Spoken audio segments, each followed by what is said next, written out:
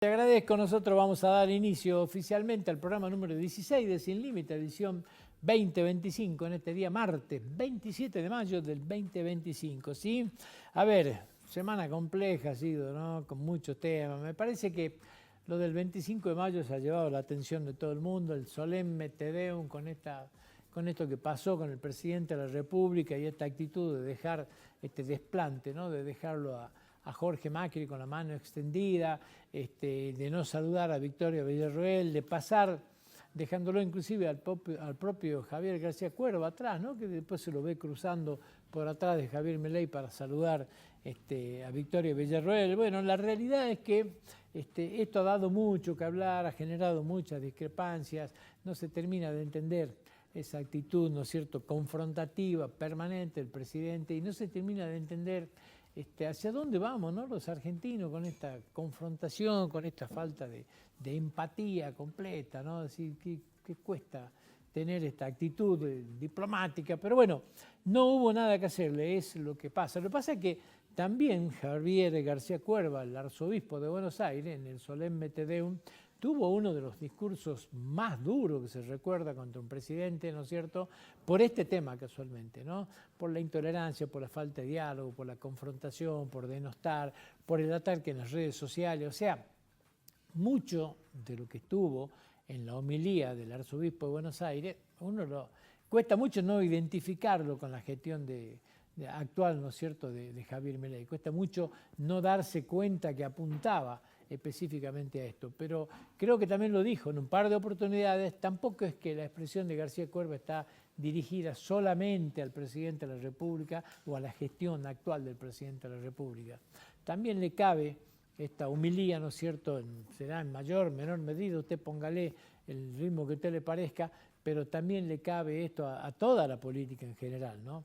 Porque, a ver, si vamos a hablar del Partido Justicialista, las peleas entre Axel Kicillof y Cristina Fernández de Kirchner, y no son un ejemplo, ¿sí? Este tipo de divergencia, estos ataques permanentes y este PJ dividido en todos lados, a ver, partidos intervenidos, fíjese Jujuy, 4 vertientes distintas, bueno, no son un ejemplo.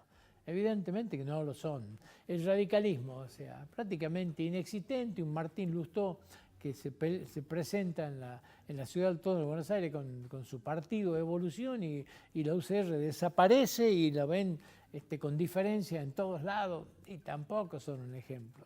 Esto creo que está claro. Mauricio Macri con la actitud con Rodríguez Larreta y tampoco es un ejemplo, o sea, se han dicho de todo. Larreta es un hijo político de Mauricio Macri, ¿hasta hace cuánto?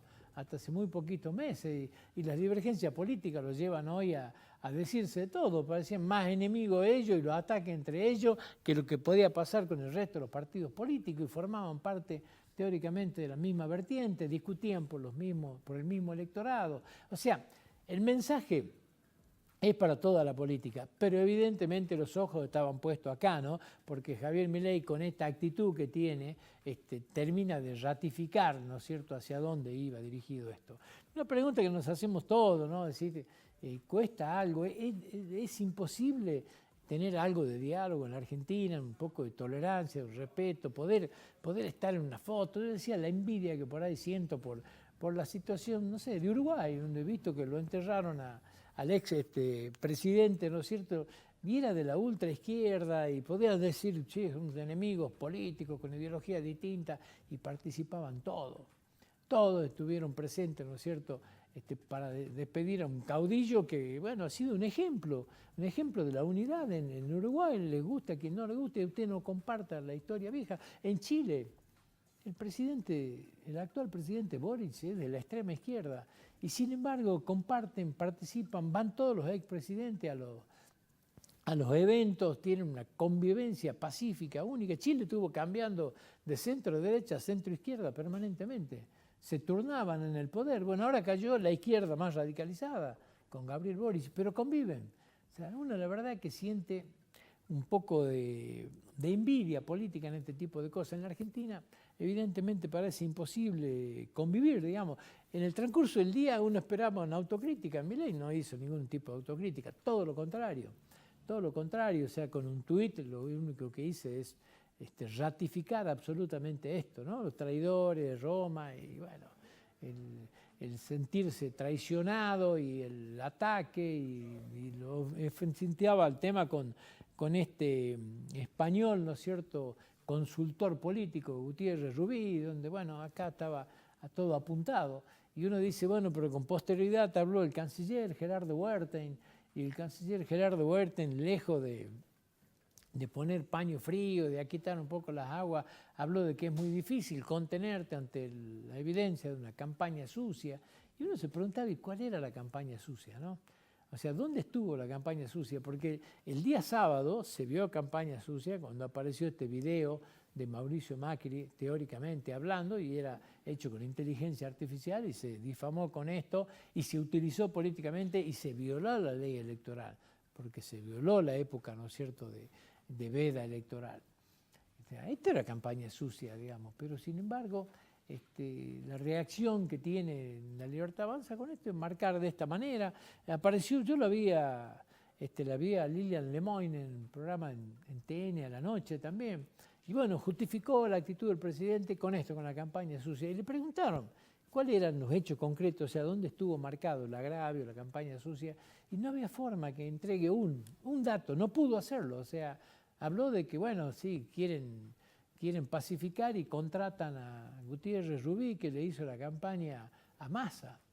Y bueno, también le hizo la campaña a Massa, pero ¿dónde está el agravio? ¿Dónde está el insulto? Y no había forma de identificar un agravio o un insulto. O sea, y hemos llegado a lo argentino en esto, ¿no? Lamentablemente en una campaña de pelea total, dando una imagen triste, la verdad muy triste, con un futuro muy difícil. El propio arzobispo García Cuerva lo ejemplificaba, ¿no? Cuando se pierden estos valores y el futuro está absolutamente comprometido, y es la sensación que nos dio a todos, digamos, ¿no? Que tiene la gente, porque hay un hartazgo muy grande de la gente con la política, y ese hartazgo se ha reflejado en las últimas elecciones, en la abstención de ir a votar.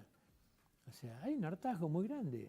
O sea, usted fíjese, sacando Jujuy con el 63%, el resto de las provincias que han votado tuvieron abajo del 60%. Con Ciudad Autónoma de Buenos Aires, que llegó a tener un promedio, a ver, siempre arriba del 75%, con picos del 83%, y ahora, en este momento, el 53%, o sea, la pérdida más grande que ha tenido una elección. ¿Y qué es? Y es el hartazgo. Es este tipo de situaciones, es lo que está pasando. O sea, la política argentina tiene que recapacitar esto, no sé hacia dónde está yendo con este tipo de actitud. La gente está cansada, cada vez cree menos, ve que ellos están enfrascados en sus cosas, pero este tipo de pelea no lleva a ningún lado. Siempre dicen en los discursos, si salimos de esto salimos todos juntos, pero la realidad es que lo que menos vemos es que la política esté capacitada para tener ni siquiera una foto, ni siquiera la situación protocolar de darle una mano, de saludar a su vicepresidenta.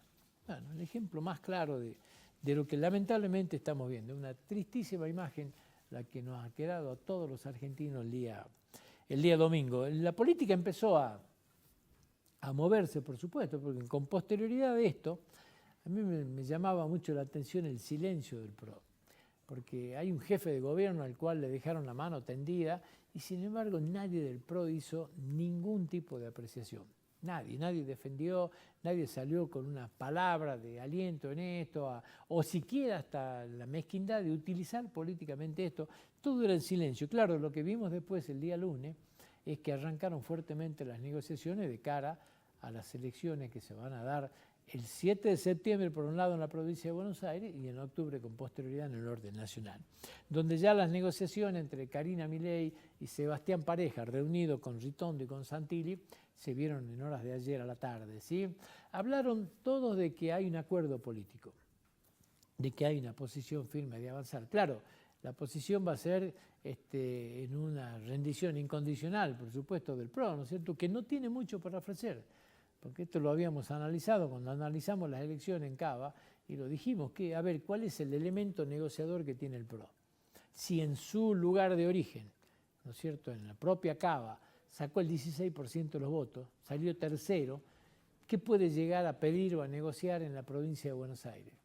Nada, o sea, evidentemente el posicionamiento de Karina Milei en esa mesa de negociación es absolutamente superior y no hay duda de que hay un acuerdo para ir juntos, pero si el PRO no se somete a ese acuerdo, la cantidad de dirigentes, encabezado por el propio Ritondo, Santilli y Montenegro también, el intendente de Mar del Plata, que van a saltar el cerco y se van a pasar a la Libertad Avanza, va a ser incontable. O sea, el PRO sabe que su subsistencia y lo único que le queda es someterse a este tipo de situación y en esta elección tratar de ir todos juntos. Porque si no van todos juntos, la Libertad Avanza va a ir sola y al PRO no le va a quedar otra, ¿no es cierto?, que ir a una derrota electoral catastrófica, porque si sacó el 16 en Cava, siendo gobierno, imagínense en la provincia de Buenos Aires. Entonces, no había otro tipo de alternativa. La política empezó en este tema a moverse fuertemente, ¿sí? También se empezó a mover en otras provincias, porque, a ver, Mendoza. En Mendoza, la vicegobernadora del gobernador Cornejo, que es Eve Casado, ¿sí?, se desafilió del PRO y se afilió a la Libertad Avanza. Paralelamente a esto, el gobernador de Mendoza, Cornejo, anunció la unificación, ¿no es cierto?, de las elecciones con las elecciones nacionales. Una demostración clara del acuerdo que existe ya con la Libertad Avanza. La vicegobernadora se afilia, ¿no es cierto?, a la Libertad Avanza, se desafilia del PRO, era un acuerdo político que había entre la UCR y el PRO, bueno, ahora entra la Libertad Avanza acá, y el gobernador Cornejo de la provincia de Mendoza anuncia la unificación de las elecciones. Bueno, creo que está claro, ¿no es cierto?, el acuerdo político. Santiago del Estero anuncia también la unificación de las elecciones. Santiago del Estero, ha sido un aliado del gobierno en todas estas situaciones, ¿no es cierto?, en todas estas partes. El otro día fracasa la sesión para tratar el tema jubilatorio y fracasa con el apoyo de los legisladores, de los diputados santiagueños. Bueno, acá Zamora ejerce una cohesión muy fuerte. Hay que recordar que en la provincia de Santiago, conjuntamente con la provincia de Corrientes, se vota gobernador y vice, ¿sí? Y se va a votar junto con las elecciones nacionales. Esto fue anunciado en esta semana que pasó. Corrientes, que era la otra que estaba en la visión, decir, arregló Esdero de Chaco con la Libertad Avanza. Esdero es medio hijo político del gobernador Valdés, ¿no es cierto?, de Corrientes. Todos pensaban, bueno, Corrientes anticipó las elecciones, ¿sí? Puede haber un acuerdo político con la Libertad Avanza, de hecho está muy cerca, no fue anunciado, dice mucho, pero está muy cerca de hacerse, pero la provincia de Corrientes va a ir con anterioridad, va a ir el 31 de agosto a las elecciones también. No tiene definido quién va a ser el candidato a gobernador, ya que el gobernador Gustavo Valdés no puede ser reelegido, ¿sí? Puede ser su hermano Juan Pablo, que es el intendente de la localidad de Ituzaingó, pero no está definido esto. El otro que dice que puede ser es el senador Vichy, Peteco Vichy, que es senador de Corrientes, o el otro que puede ser es Eduardo Tassano, que es el intendente, ¿no es cierto?, de la localidad de Corrientes, la capital correntina. Vamos a ver qué es lo que pasa, pero la política, la Libertad Avanza empieza a hacer un entramado fuerte, ¿no es cierto?, en el orden nacional, empieza a tener patas en distintos lugares, como nombrábamos Chaco, pero ahora empieza a estar en otros lugares también, y empieza a tener, en algunos casos, acuerdos políticos, y con quienes no tengan acuerdo político van a ir solo, ¿no es cierto?, como ya fueron acá en la provincia de Jujuy, van a apostar a esto, a tener dirigencia propia, y el que quiera venir, el libro de paz está abierto. O sea, la actitud es totalmente distinta de cara a las nacionales. El libro de paz está abierto. La condición cuál es, y hay que certificar públicamente, ¿no es cierto?, todas las condiciones que pone la Libertad Avanza. O sea, hay que salir a decir esto. Por eso muchas dirigencias del PJ que estaban en negociación hoy están expectantes. Si quieren venir, venga, pero van a ir al furgón de cola y lo primero que tienen que hacer es afiliarse para ver después qué pasa. O sea, tienen que hacer el anuncio y después va a tener que negociar. Entonces, muchos están quietitos en el PJ local, pero estaban en negociaciones a ver qué es lo que te puede llegar a terminar pasando.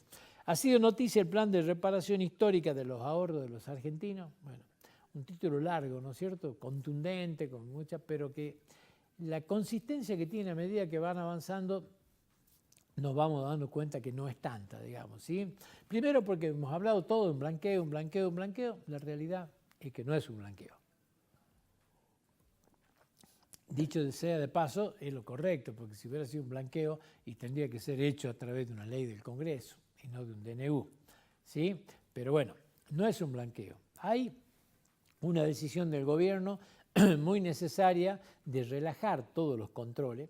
Cuando digo relajar los controles, a ver, ¿qué le estoy queriendo decir? La cantidad de información que los organismos le mandaban al ARCA, que nadie sabe para qué sirve, que lo único que hacían era colapsar la ARCA y que seguramente no le daban ninguna utilidad, era insostenible. O sea, usted iba a un supermercado y tenían que informarle todas las compras. Usted compraba un auto usado, llegaba la información del auto usado. Pagaba una expensa de más de 32.000 pesos y los consorcios tenían que notificar quién eran los titulares que han pagado esa expensa, 32.000 pesos. No hay un departamento en Ciudad Autónoma de Buenos Aires que no pague 32.000 pesos, arriba de 32.000 pesos de expensa, pues no había que informar. O sea, los escribanos, agentes de información, los contadores, agentes de información, el comercio, agente de información. La verdad, insostenible. Bueno, esto se ha relajado bastante. ¿Por qué? Porque ahora los montos, usted va al supermercado y para que informa tiene que comprar más de 10 millones de pesos. O sea, va a cambiar. Usted tenía 700.000 pesos en una cuenta bancaria y el banco tenía que avisarle a la AFIP 700.000 pesos. O sea, todos los empleados públicos prácticamente tienen que avisar. Bueno, una locura. Eso sí cambia, ¿sí? Ahora, ¿qué normativas ha cambiado? Porque usted con toda tranquilidad saque la plata del colchón, de la caja de seguridad, donde la tenga, y vaya y compre un departamento que después no puede justificar. Y hoy no hay ningún basamento legal. O sea, hoy no hay nada. Hoy hay un dicho de que, bueno, no se va a controlar, la plata es suya, el dólar es suyo, usted hace lo que quiere. Pero la realidad es que hoy no hay nada. No hay absolutamente nada. Va a ser una problemática para los contadores cuando venga alguien le diga, he comprado este departamento, pero bueno, ¿qué es lo que han hecho? Es la aplicación de un sistema impositivo de impuesto a las ganancias simplificado. Antes vos tenías un sistema donde decía acá estaban los ingresos, acá estaban los gastos. Había una diferencia que era la utilidad. Esa utilidad tenía que servir para justificar tu incremento patrimonial, o sea, patrimonio al inicio y al final, y para consumir, ¿sí? Para tener un monto con el cual has vivido. Hoy nada de esto se ve.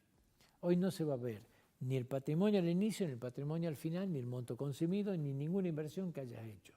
Hoy simplemente se va a notificar los ingresos y los gastos deducibles. En función de esto, el propio Estado te va a mandar a vos un monto, que es el monto que tenés que pagar, el cual vos podés estar de acuerdo o no. Si no estás de acuerdo, lo tenés que recurrir y tenés que llevar, vas a tener, se entiende, que llevar las pruebas, decir por qué te parece un monto excesivo, ¿no es cierto? Y vas a tener que justificar esto. Pero hoy el régimen de ganancias se simplifica de esta manera.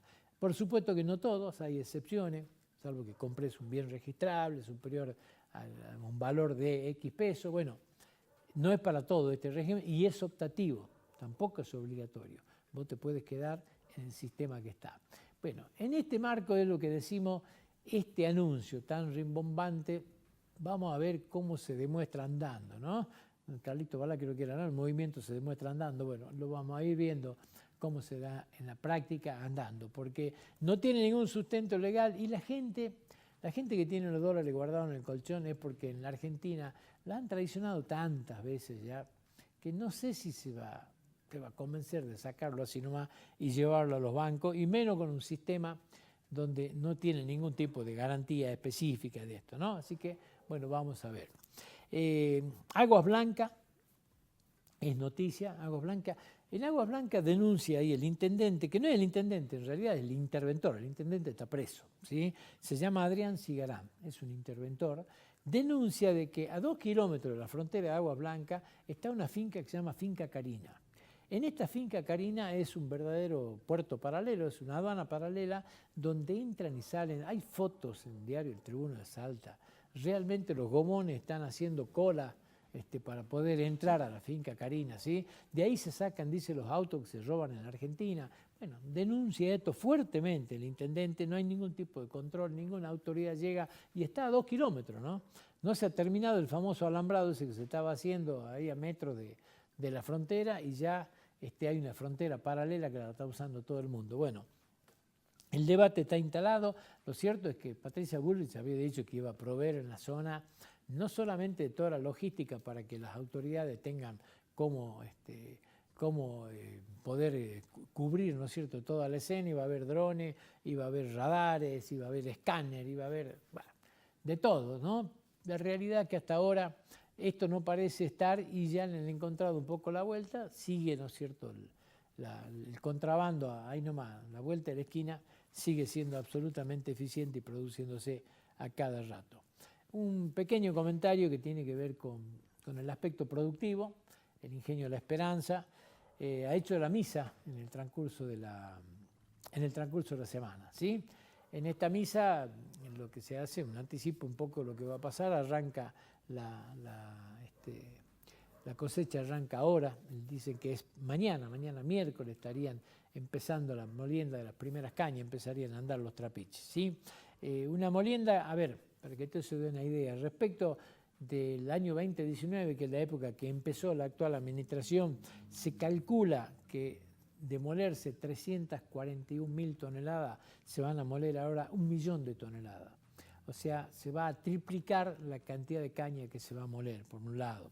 Por otro lado, el azúcar producida de 31.000 toneladas que se producían en el 2019, se van a producir 95.000 toneladas, más del triple también, ¿sí? Los empleos se habían comprometido a emplear 600 personas, ¿se acuerdan? Bueno, hoy hay 812 personas que inician la zafra en el Ingenio La Esperanza. Están anunciando, ¿no es cierto?, riego por goteo, 420 hectáreas más de riego por goteo. Hay una eficiencia distinta en la cantidad de, no solamente en lo que se muere, la capacidad de molienda de 5.500 toneladas al día pasó a 7.500 toneladas al día, pero a su vez también hay una eficiencia distinta entre la caña que se planta y la que se cosecha. Hoy la realidad es que se está cosechando un 60% más de lo que se cosechaba antes. ¿Y cuánto hay? Hay nada más que un 10% más de hectáreas plantadas. Lo otro es eficiencia. Hoy están en 9.000 hectáreas produciendo, el resto es eficiencia. Con un sistema de riego muy preciso, ¿no es cierto?, se ha logrado, y con una renovación, por supuesto, de cañaveral. La caña que había era muy vieja, así que esto también ha mejorado. Se duplicó la cosecha, reitero, con el 10% más de hectáreas y nada más. Hay un proyecto ganadero en cierne para tener 3.000 cabezas de ganado produciendo, ¿sí? Hay que recordar que la gente dueña del Ingenio La Esperanza, que es la familia Budeguer, este grupo económico tiene un complejo de carnicería. Se dedican a hacer ganado, pero ¿cómo? Desde el engorde, en todo el proceso, o sea, llegan hasta la venta, ¿no es cierto?, de carne, no solamente en exportación, sino con carnicerías propias que tienen en Tucumán, donde venden carne envasada al vacío. O sea, van a aplicar un sistema, ¿no es cierto?, donde van a empezar con 3.000 cabezas de ganado, esperan llegar en poco tiempo, ¿no es cierto?, acá en la provincia de Jujuy. Recordemos que Jujuy, de la carne que consumimos nosotros, el 6% nada más son producción local. El resto de la carne bovina viene todo de afuera, o sea, es toda plata que a los jujeños se le va. O sea, que todo lo que hay acá es todo para hacer, o sea, todo va a ser positivo. Han finalizado un proyecto de biomasa donde por la utilización del bagazo, en este momento tienen el proyecto de gas cero. O sea, van a generar, ¿no es cierto?, su energía solamente con el bagazo, absolutamente limpio, sin quemar gas. Así que es otra cuestión también que es muy bueno para La Esperanza en materia de rentabilidad. Yo siempre digo que hay un elemento que marca a las claras qué es lo que está pasando en el Ingenio La Esperanza. Cuando el gremio está callado, es porque el gremio está satisfecho y es porque hay un buen tema de diálogo. La conflictividad, ¿no es cierto?, gracias a Dios, en el Ingenio La Esperanza ha dejado de ser lo que era con la anterioridad. Hoy se viven momentos muy buenos y uno se alegra por el crecimiento de la región, ¿no? Esto es muy bueno para La Esperanza, para San Pedro, es realmente muy bueno. Así que los mejores deseos para esta zafra, ¿no es cierto?, que se inicia. No es la misma situación lo que está viviendo Ledesma, ¿no? Ledesma está viviendo un momento de conflicto. Hay 2 despidos, se hablan de más de 220 despidos, hay una situación de conflictividad, hay un diálogo abierto con los gremios, digamos, ¿no es cierto? En su momento hasta hubo intentos de cortes de ruta, hoy hay un diálogo abierto, digamos, pero Ledesma hizo un cambio de CEO, ¿no es cierto? Se fue el el CEO que tenía con anterioridad, hay uno nuevo y ha entrado en un proceso de reestructuración. Según lo que dicen todos los informes, es producto de balance donde hay una caída muy fuerte de la rentabilidad, hay una retracción muy fuerte de las ventas también, ¿no es cierto?, en el ingenio Ledesma, cuando se hizo el balance a marzo de este año, que es el balance de 9 meses, bueno, esta situación llevó adelante a un proceso de reestructuración y de ajuste muy, muy profundo, así que están en este marco, digamos. Ledesma va a iniciar seguramente su zafra en los próximos días, están en esta situación, generalmente lo empieza en esta época, ¿no? Cerca del 20 de mayo, bueno, ya tiene que estar cerca de empezar. Un último comentario que tiene que ver con la situación de los jubilados. El arzobispo de Buenos Aires, Javier García Cuerva, habló de este tema. Dijo, ¿hasta cuándo van a tener que manifestarse? Y se refirió a la manifestación de los días miércoles, que lamentablemente va creciendo, no tanto en número, pero sí en la conflictividad, ¿no? Donde cada vez es más violenta, donde se ha visto ya la detención de muchísima gente, periodistas, activistas, hasta un cura que participaba. Bueno, se está generando una convulsión social cada vez más grande. La referencia también de Javier García Cuerva tiene que ver con, los jubilados siguen siendo la variable de ajuste. Se ha ratificado de nuevo el tema del bono y yo creo que se refería mucho a este tema, porque no puede seguir el bono pagándose el mismo bono de 70.000 pesos a valor histórico, hace 15 meses o 16 meses que no se actualiza.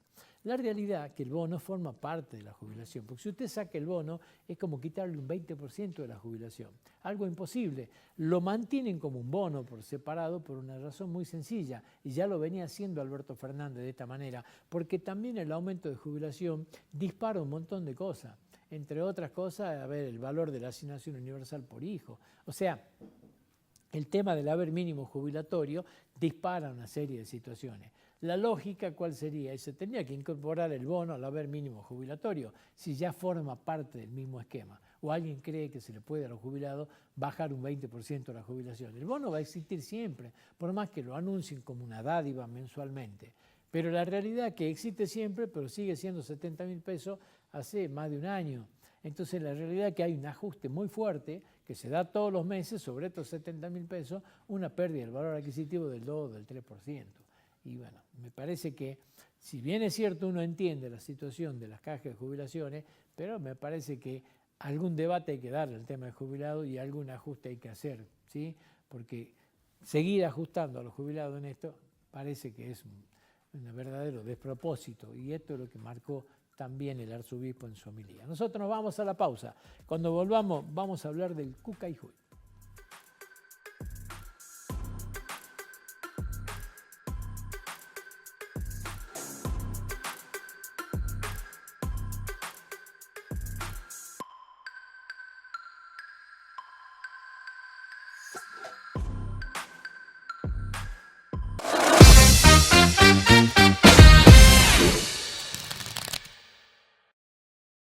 En Ledesma, hace más de 50 años que producimos papel a partir de la fibra de caña de azúcar.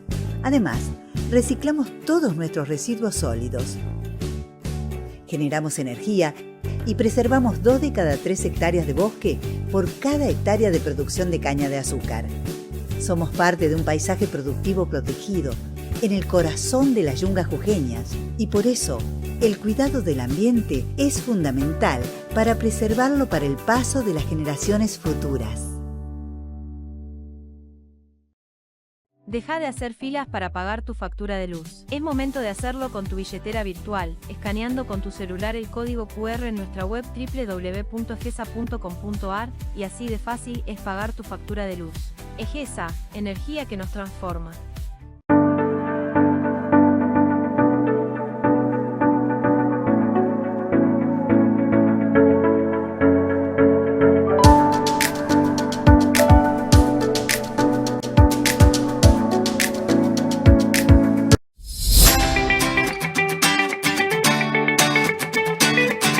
La identidad, la dinámica y el crecimiento de nuestra ciudad se sustentan en las ordenanzas que forman parte de las políticas de Estado municipal, integrando el desarrollo humano, la asistencia social, las actividades culturales, económicas y productivas, la obra pública y privada y los servicios esenciales para los vecinos. Para ello, trabajamos en diálogo con todos los sectores, priorizando el consenso. Consejo Deliberante de San Salvador de Jujuy. Desde el municipio reforzamos el compromiso con la tenencia responsable de mascotas, con la apertura de un nuevo centro de zoonosis en el barrio Alto Comedero, que permitirá ampliar la atención sumando 1.400 castraciones y 1.200 vacunaciones semanales. Este nuevo y moderno espacio cuenta con 2 quirófanos de última generación, sala de espera, consultorio, sala de vacunación y sala preparatoria. Todo diseñado para brindar atención veterinaria de calidad. En 2024 realizamos 12.000 castraciones y 120.000 vacunaciones. Este año llevamos 15.000 vacunaciones y 10.000 castraciones, con el objetivo de llegar a más de 24.000 cirugías en los centros de zoonosis y en las jornadas masivas semanales que llevan atención a todos los barrios. Seguimos comprometidos con la salud de las mascotas, acercando servicios esenciales a más vecinos y vecinas. Seguimos transformando la ciudad.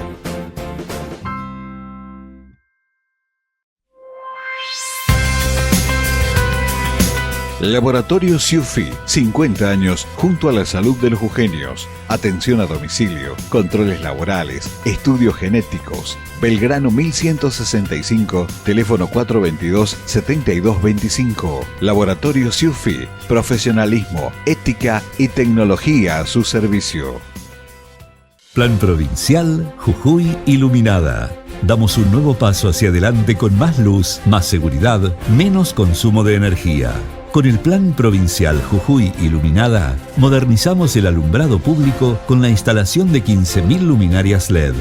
Mayor eficiencia energética, luz más brillante y uniforme, mayor vida útil.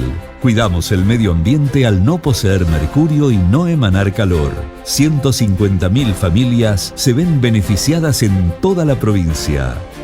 Jujuy Iluminada. Gobierno de Jujuy. Cerca de la gente. Consejo Profesional de Ciencias Económicas de Jujuy. Somos una institución profesional intermedia comprometida con el desarrollo económico, social y sustentable de nuestra provincia. Con Banco Macro, sea cual sea tu actividad, podés tener tu cuenta empresa gratis y abrirla 100% online. Elegí el mejor banco para tu empresa. Pensá en grande, pensá en Macro.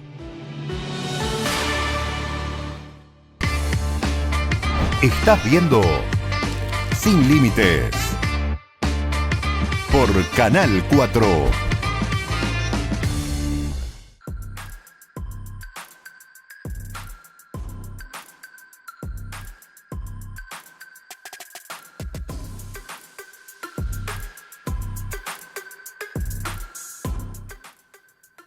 Muy bien amigos, estamos al aire, volvemos después de la pausa, ¿sí? Y este día 30 de mayo se va a celebrar el Día Nacional de la Donación de Órganos. Se celebra en conmemoración, ¿no es cierto?, del primer nacimiento que hubo de una criatura de una mujer trasplantada, ¿sí? Entonces, por eso se eligió este día. En Jujuy tenemos el Cucayjuy, y este Cucayjuy cumple 30 años también, y realmente con nada, con una estructura chiquitita, se transformó en un organismo ejemplar, que vivimos hablando de esto, vivimos aplaudiéndolos todos los días. Entonces, bueno, nos ocurrió en este día y de alguna manera de hacer un reconocimiento.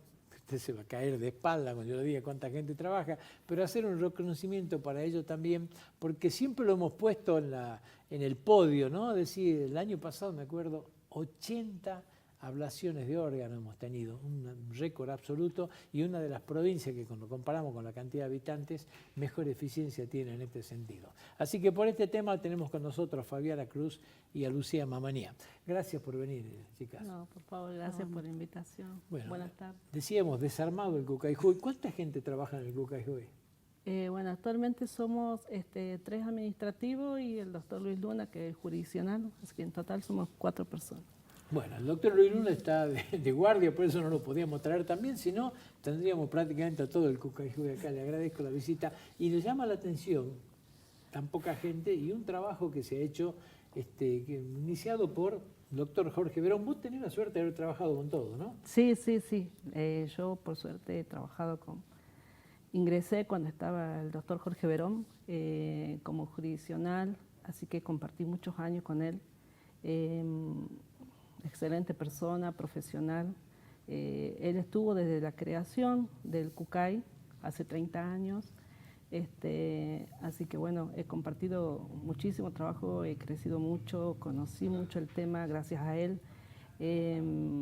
Así que bueno, de parte nuestra y de toda la sociedad, un agradecimiento para el doctor, el haber aportado de su parte sus conocimientos, su amor al trabajo y haber formado parte de la historia del CUCAY Jujuy, ¿no? A ver, una historia, Fabiana, yo me la imagino, lo difícil que tiene que haber sido en sus inicios, ¿no?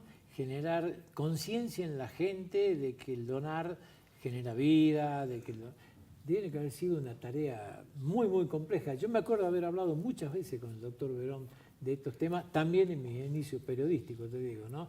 Pero tiene que haber sido algo muy complejo. Sí, sí, porque al principio es muy difícil el tema, hablar con la sociedad. Cuando se creó el CUCAY, habían otras leyes, otra forma de trabajar, y bueno, costó al principio trabajar con la sociedad, pero a medida que se avanzaba, también se pudo revertir ese pensamiento, esas creencias que se tiene con respecto a la donación de órganos. Y la verdad que hoy en día es impresionante cómo la gente acompaña, la familia. Es un tema que se toca cada vez más y sobre todo en la gente joven. Tiene mayor conocimiento a raíz de los accesos a las redes, eso ayuda mucho también. Pero bueno, sí, fue muy difícil al principio, era remar, pero hoy en día se ven los resultados.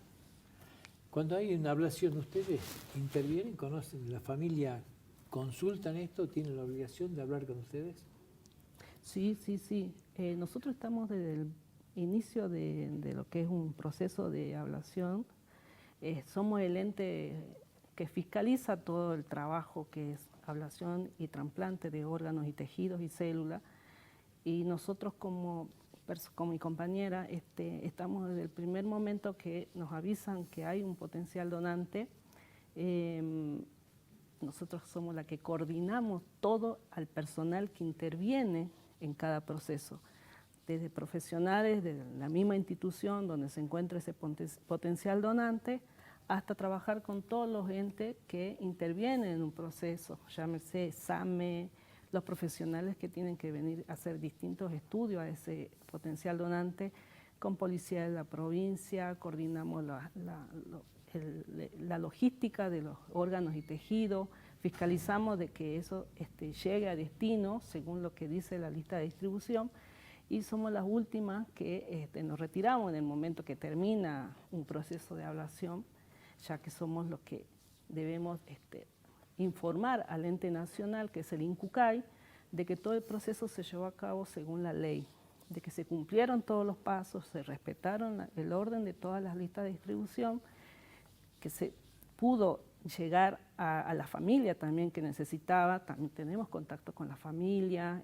intervenimos, porque todo que se hace en una ablación de órganos y tejidos, la familia está comunicada permanentemente, se le va informando todos los pasos que se realizan hasta que se le entrega el cuerpo.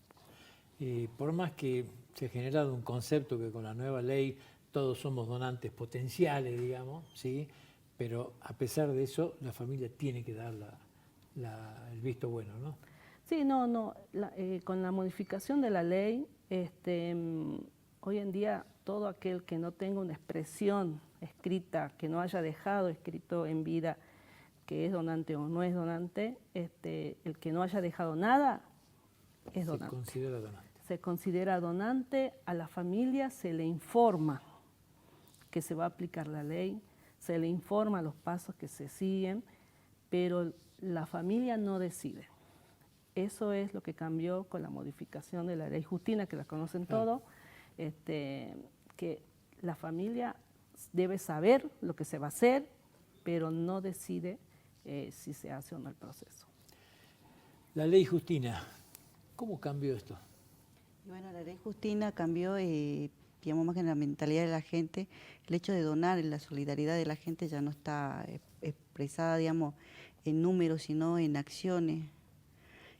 Por ejemplo, la ley Justina cambió la decisión en la familia al no tomar la decisión, por ahí ya le quita ese peso de tener que decidir o no, o sea, cada uno decide y puede expresar su voluntad o no. O sea, si en el caso de que no quiere expresar su voluntad, hay varios canales, por ejemplo, pueden hacerlo a través de Mi Argentina, puede hacerlo ahí en la oficina del CUCAI, que estamos de lunes a viernes de 8 a 14, también pueden hacerlo en un registro civil, o por ejemplo también mandando un correo al INCUCAI, pero la forma más factible es el Mi Argentina, cargan sus datos y pueden expresar su voluntad de donar o no donar los órganos. ¿Se hacen campaña para la donación de órganos? Sí. Antes me acuerdo que cuando votabas, vos tenías también en algún momento, en las últimas veces no me acuerdo haber visto. Es que ya como que al hacerlo todo digital, digamos, al ampliarse las redes, todo, digamos, es más visible el trabajo. Por ejemplo, creció el CUCAI Jujuy, creció muchísimo en proceso de procuración. En lo que va, por ejemplo, del año 2025, llevamos ya 32 procesos de donación. Entonces, por ahí, esa es la visibilización, esa es la campaña que hacemos, o sea, el trabajo diario. También, obviamente, que participamos en los operativos sanitarios. Mi compañero, que se encarga de la promoción y difusión, él participa en todos los operativos sanitarios que hace el gobierno del Ministerio de Salud. Son todos posibles donantes. ¿Han tenido casos de que cuando notifican a la familia, deciden, no, yo voy a presentar algún recurso judicial, les ha pasado esto? Sí, hubo casos. Bueno, nosotros siempre tratamos de tener una buena una relación, empatía con la familia del donante. Hubo casos en donde lamentablemente se tuvo que suspender el proceso debido a que, bueno, la familia estaba muy alterada, muy dolida, muy afectada, y nosotros preferimos conservar esa, digamos, relación que tenemos con la familia, decir, bueno, hasta acá llegamos, no podemos más. Se ven involucrados a veces personal de la justicia y, bueno, para mantener, digamos, la tranquilidad, el orden, se suspende. Pero son muy pocos, la verdad que no es que pasa siempre, son casos muy esporádicos. Por suerte la mayoría entiende, acompaña y bueno, no se lleva todo el proceso. La base de datos la manejan ustedes, digamos. Los centros de salud informan que hay un caso de posible donante, debe llegar, me imagino, ya el expediente con electroencefalograma plano, debe llegar con todo como corresponde, digamos, para tomarlo. Exacto. Y ahí ustedes son los que arrancan el proceso. Exacto. Nosotros intervenimos en el momento que un profesional de la salud, médico, enfermero, ellos ya están capacitados, cuando detectan un posible donantes saben la evolución y para empezar, para iniciar ese proceso, se llama a profesionales, el técnico que hace el electroencefalograma, el neurólogo que tiene que venir a certificar esa muerte encefálica, ya se empieza a hacer estudios de laboratorio, o sea, es todo un proceso muy grande donde se involucra muchísima gente. Y como siempre decimos, no todos son posibles donantes, no todo el que fallece es posible donante. Tiene que cumplir ciertos requisitos para que podamos llevar a cabo una ablación. Es por eso que a veces la familia se confunde o tiene mitos que dice, bueno, no, mi hermano falleció en la ruta, lo trajeron al hospital y le sacaron los órganos. No, lamentablemente no es así, no se puede. Si falleció en la vía pública, lamentablemente nosotros no intervenimos, porque no son viables, tanto los órganos como los tejidos. Es por eso que esto es un trabajo muy transparente, muy interdisciplinario, interviene muchísima gente y bueno, es muy difícil de llevar, es muy estresante, es muy largo, pero el trabajo, la satisfacción está cuando termina todo y sabes que el riñón o el tejido llegó al destino y conoces también a la persona que estuvo esperando y después, bueno, muchas veces pasa que a los días vienen al ¿Conocés a la persona que estuvo esperando? Pero la familia no. Conocemos a toda la familia. No, digo la familia. La familia del que dona, donante la no familia puede. que dona no conoce a la puede familia que recibe. Por ley no. No, lógico. Por eso, esa era la Sí, pregunta. no sé, no. Yo me puse, recién te escuchaba, ¿no? De 32. Yo tenía 31, evidentemente que hay, Anoche. Sí, hay anoche. uno que fue anoche. Bueno. Anoche, justamente. Pero estaba viendo la progresión de cómo avanzó Sí. eso. En el 2021, 24. 2022, 46. 2023, 52 y el 2024, 80. Una cifra que da la sensación, va a ser difícil de superar esta progresión, pero claro, estamos en 32 ahora, en 4 meses, en 5 meses del 2025. Y sí, la verdad que fue un arduo trabajo de concientización también del sistema sanitario, del sistema hospitalario, tanto en el Hospital Pablo Soria, en el San Roque, en todos los centros también privados. Trabajar con ellos con los departamentos de procuración de cada hospital ha sido también un factor muy primordial en el crecimiento que se ha dado en la procuración de órganos. O sea, por ejemplo, el Hospital Pablo Soria tiene su unidad de procuración y trasplante, porque ya tiene trasplante renal. El Hospital San Roque también tiene su unidad de procuración. Así eso ha sido un crecimiento, o sea, crecer a través del sistema es la nueva política del Ministerio de Salud. O sea, correcto. Acá lo quiero destacar un poco al doctor Héctor Illane, ¿no? Sí. Porque también participa él, Sí. ha sido una de las personas que participó en el primer trasplante de riñón que se hizo en un hospital público jujeño, ¿no? Exactamente. Y que ha trabajado mucho en la conformación de estos equipos que vos decís, ¿no? Sí, claro, la idea de que todo el sistema hospitalario trabaje en pos también de la procuración. No solamente que esté el equipo de terapia intensiva, sino que también lo sepa el de guardia, lo sepa el enfermero, lo sepan los demás administrativos, para que este trabajo es un trabajo en conjunto, un trabajo en red, cada hospital, trabajar también con la policía, con SAME, con el aeropuerto. Entonces es un trabajo muy grande que ha permitido el crecimiento. Un punto en el tema del SAME, que de hecho sea de paso, mañana cumple 22 años y le mandamos un saludo muy grande al SAME. Y le mando un saludo muy grande al doctor Jure también, que hoy perdió a su mamá, así que le mando un beso muy grande. Se fue Cuca y a Pablito le mandamos un abrazo gigante de acá. Pero el trabajo con el SAME de ustedes es absolutamente coordinado. Exactamente, 100%. 100% el doctor Jure está en el mismo momento que nosotros iniciamos un proceso, él está al tanto, porque son ellos los que nos aportan. Son tiempos muy acotados, digamos. Contrarreloj. Y los órganos de Jujuy, entiendo que deben ir a lugares más cercanos, o sea, debemos trabajar regionalmente, ¿no es cierto? O sea, ¿cómo es eso? Sí, se trabaja así.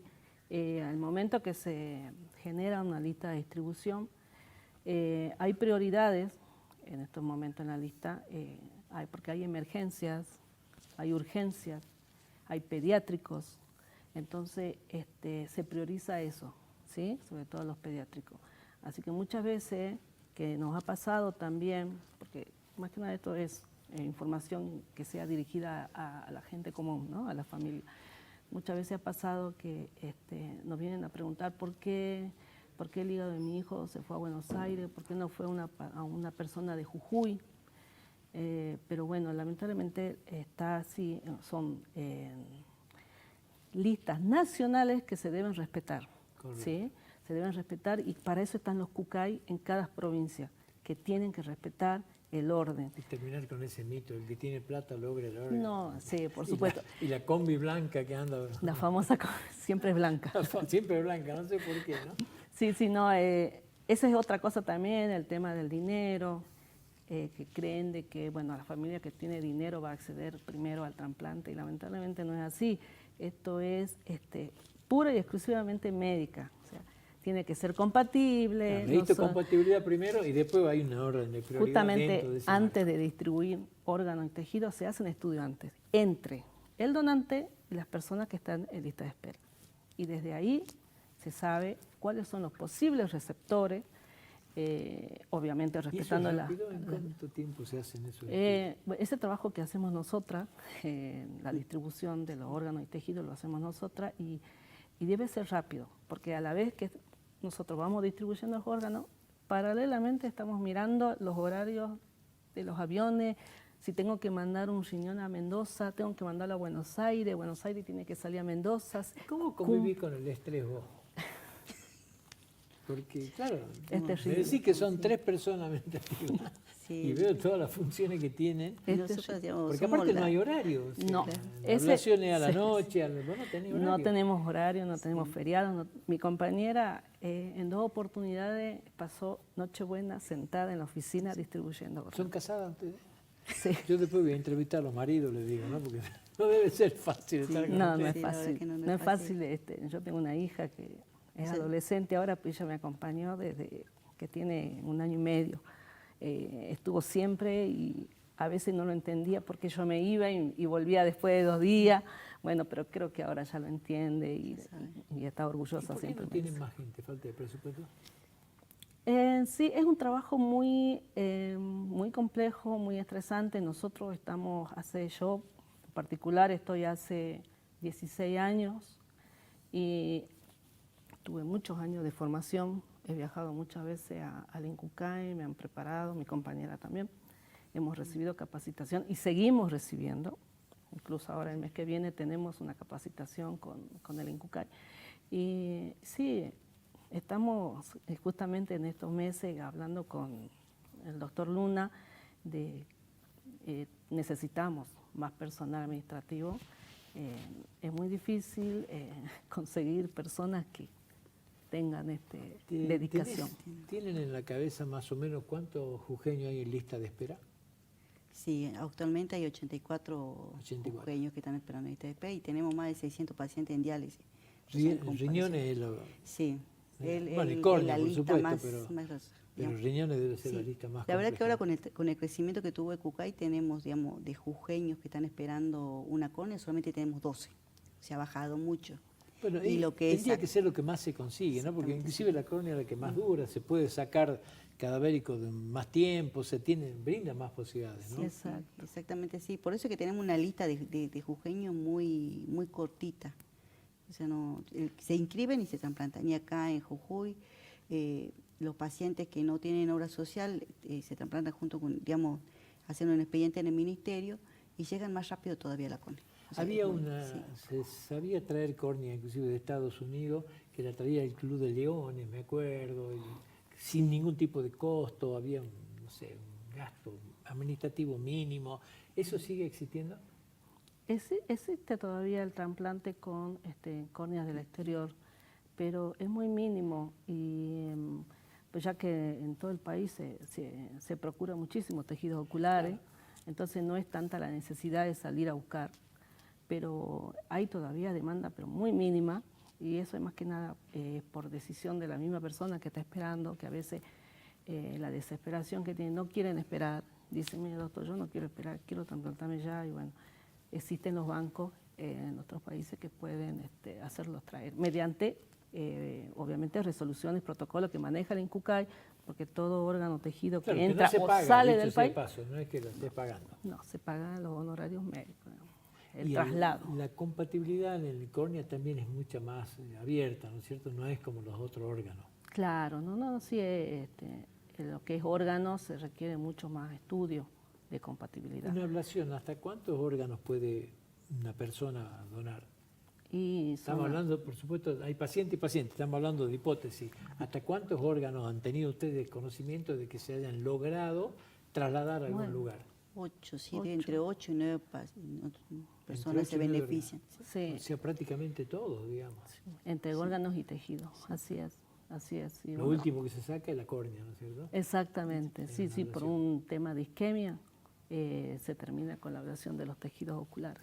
O sea, que ustedes se van junto con el oculista al final, digamos, se quedan hasta el final. Sí, así es. Los instrumentadores son los que terminan todo dentro del quirófano, porque ellos son los que acondicionan el cuerpo, dejan todo el lugar dentro de todo limpio, para que la familia pueda recibir un cuerpo en condiciones y no estropeado, ¿no? Tienen las dos sensaciones cuando trabajan, ¿no? Porque tienen la sensación de tristeza cuando hay que enfrentar a la persona del donante, digamos, que lamentablemente está perdiendo el ser querido, y tienen la sensación de la alegría cuando saben que están dando vida, porque eso está yendo a gente, ¿no es cierto?, al cual le prolonga la vida. Sí, sí, hemos tenido muchísimas situaciones muy lindas, tristes y lindas a la vez.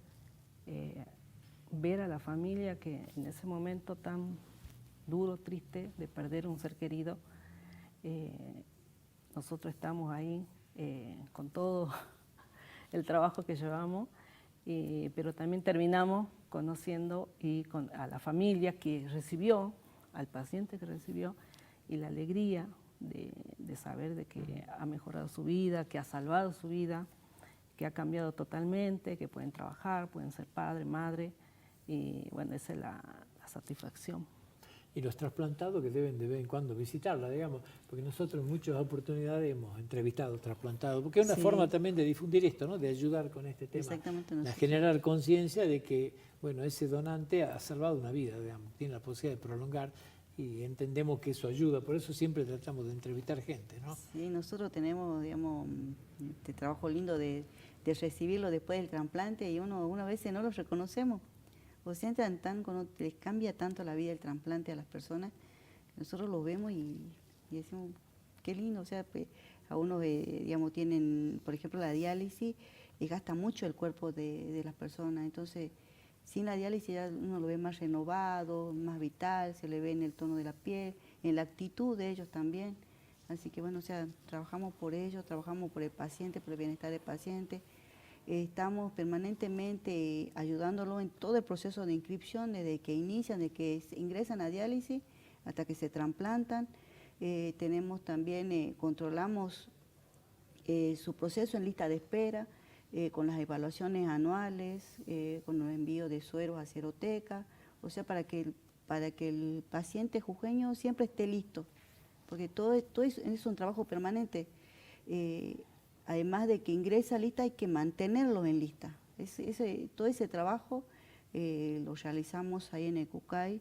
Nosotros tenemos las puertas abiertas a los pacientes, nuestros teléfonos también, para que ellos hagan cualquier consulta. También colaboramos con los trámites administrativos, las gestiones de las pensiones por trasplante, de la asignación por trasplante, en las entregas de las credenciales también, para que puedan acceder al beneficio del trasplante, del transporte gratuito, de media y larga distancia, tener permanentemente un control para que ellos no pierdan su lugar en la lista, no pierdan su ingreso, su posibilidad de trasplante. También tenemos contacto permanente con los centros de trasplante de distintas provincias. Nosotros, por ejemplo, en Jujuy tenemos una ley renal, que todo paciente que no tiene una obra social puede acceder al Instituto de Seguro. El Instituto de Seguro trasplanta a todos sus pacientes en Tucumán. Así que hay un contacto permanente con los pacientes, tanto que están inscritos en Tucumán, en Salta, o ahora, gracias a Dios, tenemos un centro de trasplante acá en Jujuy. Así que bueno, también un contacto permanente con ellos. Avión de línea, ¿no? Sí. Siempre avión de línea. Siempre avión de línea. Hay casos donde el centro de trasplante que acepta un órgano, llámese Córdoba, mira, yo acepto el hígado para mi paciente que está en lista de espera, no tenemos horario en ese momento de un avión de línea, ¿qué hace? Vienen a buscarlo ellos en un avión sanitario. Entonces ahí es donde interviene también la PCA, el aeropuerto, 3 de la mañana, 5 de la mañana, mira, va a venir un avión de Córdoba con un equipo médico a buscar, y estamos nosotras coordinando que lo vayan a buscar, que la policía escolte, que el órgano llegue a destino, bueno, todo es el trabajo que se hace permanentemente. Chicas, les agradezco mucho la visita, realmente me ha encantado hablar con ustedes. Muchísimas gracias. Saludo a la poca gente que trabaja en el CUCAY en este 30 aniversario. Le mando un beso grande. No quiero dejar de nombrarlo a Jorge Verón, Jorge, que es un gran amigo, a Héctor Illane, otro gran amigo, y al doctor Luis Luna, que actualmente le pone el pecho a esto. No quiero dejar porque tienen mucho que ver también con esto. Sí, el doctor Jorge Verón estuvo muchos años. Tienen mucho que ver. Han sido esos héroes anónimos que han trabajado y a esta realidad de hoy del CUCAY ellos han ayudado mucho a formarlo, así que no quiero dejar de nombrarlo. Por Y a la supuesto. única persona administrativa que no está en esto, le mando también Que nos de está parte, grabando. mándenle un beso muy grande. Muchas gracias. Muchas gracias por No, venir y gracias. muchas felicitaciones en estos 30 Por años. favor. Realmente Sí, no, admirable el trabajo que para cerrar, es solamente un agradecimiento a toda la comunidad, a toda la sociedad, que sin ellos esto no se haría, porque el jujeño es muy solidario, así que esperamos seguir trabajando y creciendo, ¿no?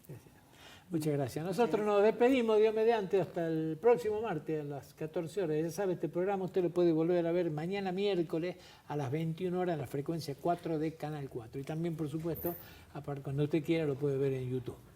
Muchísimas gracias, muy buenas tardes para todos.